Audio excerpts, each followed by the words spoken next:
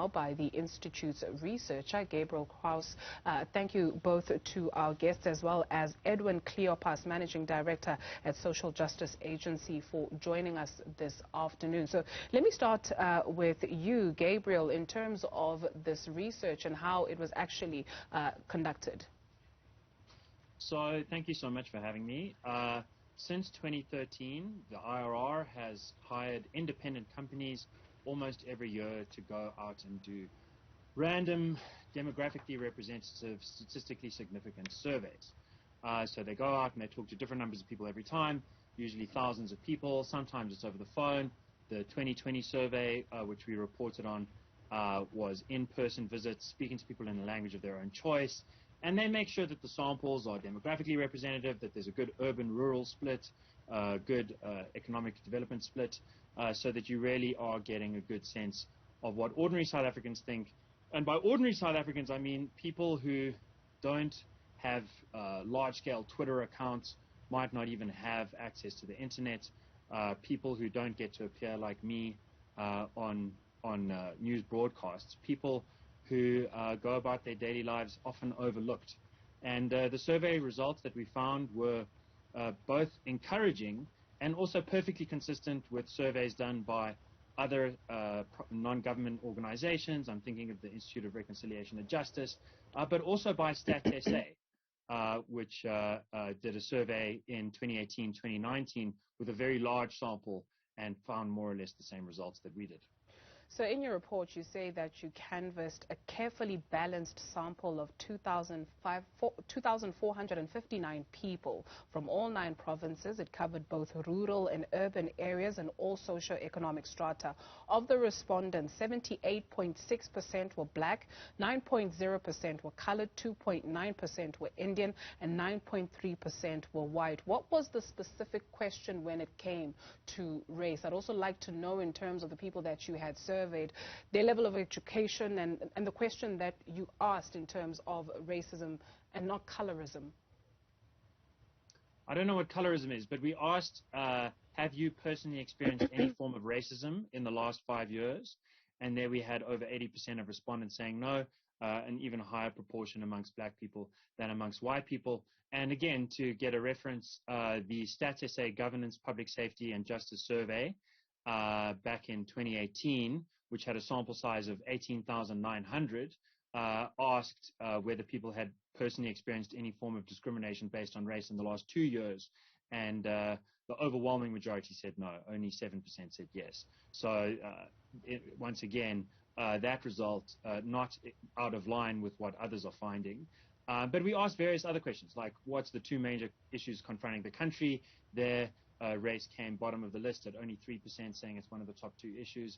We asked, are politicians talking up colonialism and racism in order to excuse their own failures? And the majority said yes, we believe that is happening.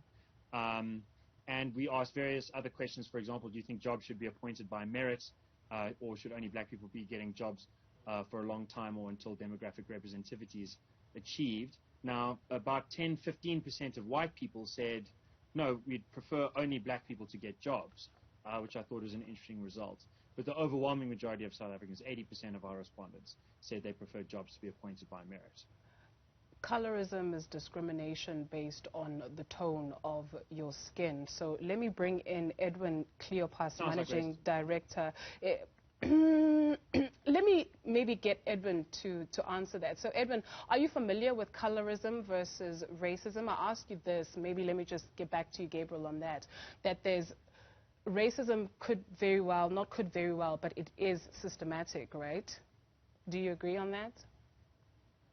So when we asked our survey respondents, have you personally experienced any form of racism in the last 5 years, we didn't supply a definition. We let people answer according to their own definition. And 80% said, no, I have not experienced any form of racism in the last 5 years. So if you have a definition of racism according to which everyone is experiencing racism every day, that's fine for you, but it's clearly not how most people think. Gabriel, not Gabriel, Edwin Cleophas, as you are listening to this, you think what? Well, I'm thinking this is reckless research that we are allowing in our country. I'm thinking that we need to prohibit this type of information to be shared in our society, because it's difficult enough to eradicate racism as a systemic and institutionalized problem for black people, not just in South Africa but across the world.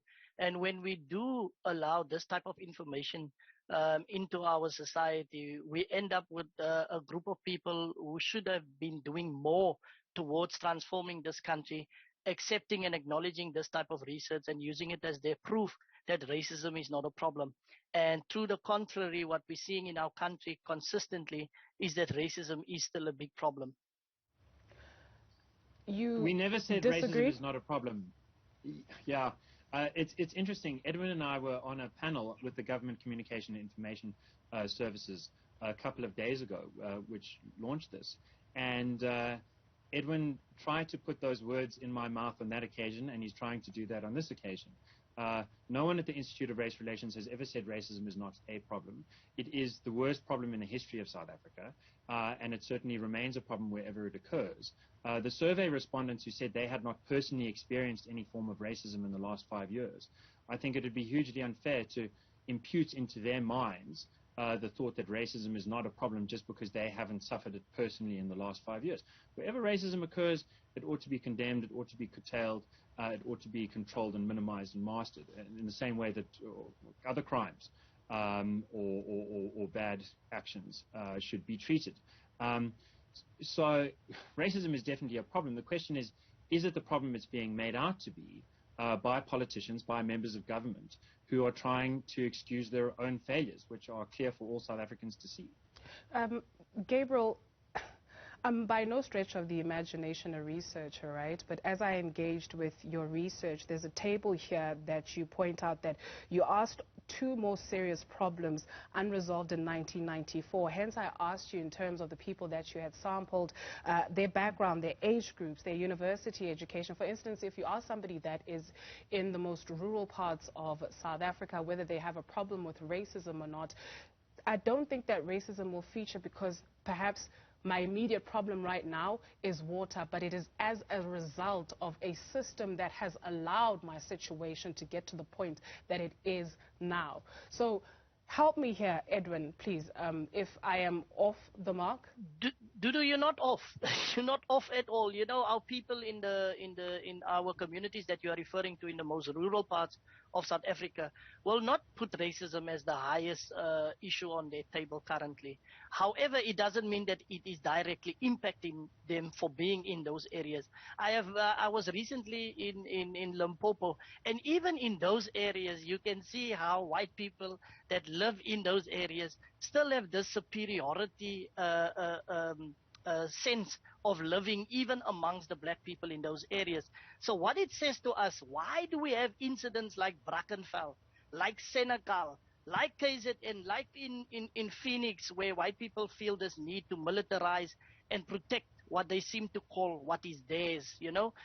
We can't have research that is being done with a group of people that we select to be our echo chamber so that it gives back what we attempt to tell people in any case. And I think that is what I mean when I say it's a bit reckless when Gabriel comes out and the Institute for Race Relations comes out with a research study that proclaims that out of the group of people that they researched, 30% of the people that responded that they actually experienced racism was white people. So out of that whole sample group, 18%, he read the numbers to me, 18% was black, 8% or 9%, I could be wrong, was colored. But the majority of the group experiencing racism currently in South Africa is white. Now, if in any research study, if you find that, you need to tear up your research and start over. And then you need to be more inclusive with regards to who you are researching, because clearly, just based on what we see every day, every other day, there's reports of white on black crime and incidents of racism, whether it's at schools, universities, in the health sector. It's a consistent problem that we're having, whether it's microaggressions being shown at shops where people are experiencing racism, it's infused throughout our society. So we can't have reports coming out saying that 30% of white people in a research study are the majority that are experiencing racism. Then there is a big problem. Gabriel, I wonder, when you drive home, do you face the sun when you drive home from work, let's say in the morning and in the evening? Do you face the sun, or is the sun behind you? I work in different places, and most I work from my own office. When I do work, it's going out into rural South Africa, KZN and Mpumalanga, Northwest, Limpopo, and so you get it both ways. Sometimes I'm driving west, sometimes I'm driving east. Right. So as a result of urban planning back in the day, right, so people in the south, when you drive home to work and from work, you're facing the sun. In the north, when you're driving home from work to work, the sun is behind you, and there was a reason for that. And hence, perhaps, you know, people like Edwin are going through great pains to say that racism is institutionalized and it's systematic, and perhaps we do need to be a little bit more careful with the kind of work that we do in terms of bringing people further apart instead of together. Maybe let me just bring you in here, Gabriel, for a closing thought. Thank you so much. So, yeah, I mean, Edwin's idea is if you go and ask random people and you're hiring a separate company and they go and find the answers that don't suit Edwin's point of view, then you should tear up the research. That is one way to think about things. In terms of we all agree that South Africa is in a very terrible place. Unemployment numbers are terrible. Economic growth has been sclerotic. Opportunities are down. Crime is up. What do we do about it? We asked most South Africans, we asked the sample group that was randomly generated, should we rather go for a voucher-based system where you can, as a parent, for example, get a voucher to send your child to a low-cost private school rather than them staying in that school? Would you prefer vouchers for education, housing, and health rather than BEE? And the vast majority of black respondents said they would much rather scrap BEE and go for this voucher-based system. Likewise, 80% of our respondents of all races said that they would rather have merit-based appointments than continue with BEE or affirmative action. So I think that in a way the question is, was apartheid wicked and evil? Yes. Is the current system letting South Africans down? Yes. Is the way forward non-racialism, merit, treating each other by the content of their character, not the color of their skin? Yes. And do most people already think that? As far as we can tell, yes. Now, I can see why that offends someone who has a different point of view, but he shouldn't be trying to persuade me. This is not my opinion. This is what our survey results are. So if you want to convince most South Africans that the right way forward is to split us by race, is to take every headline and say that this is the daily lived experience of all black people around the country, then I'm not the right person to try and persuade. The right people to try and persuade are ordinary South Africans who clearly see the headlines and think, well, that's exceptional. That's not my daily lived experience. My daily lived experience is something quite different. And as you guys both said, for too many people, that means lacking water, lacking good nutrition, and certainly lacking a job. Edwin Cleophas, Managing Director of Social Justice Agency, a closing thought from you. Thank you, Dudu. Well, you know, well-spoken research that is put out like it sounds like real truths that we are experiencing in South Africa, we should be very careful of that, because that is how the system was run before as well. I would point out that we need to look at who funds these type of research questions that Gabriel and his institute does, because it benefits certain people in society and it still oppresses others. So in that sense, we need to be very careful. But I want to say, we as the Social Justice Agency, as in social cohesion advocates, we strive towards change and transformation for all people, and we're trying to do the work in order to do that on ground and grassroots levels. But we cannot, and I have to emphasize this, we cannot continue allowing this type of research to be put out in South Africa, because a common and everyday black South African currently living in a township will never come up to anybody in South Africa saying that I am fine with the fact that over 70% of the land remains with white people. I am fine with not getting a job. Please scrap BEE. I am fine living in the conditions as long as I respect all people. That is not the vision that we have for transformation in South Africa. So I think based on that, my final word will be, we need to prohibit this type of research to be put out in our society. Gentlemen, a big thank you to both of you. Gabriel Kroos, IRR researcher. Edwin Cleophas is Managing Director of Social Justice Agency.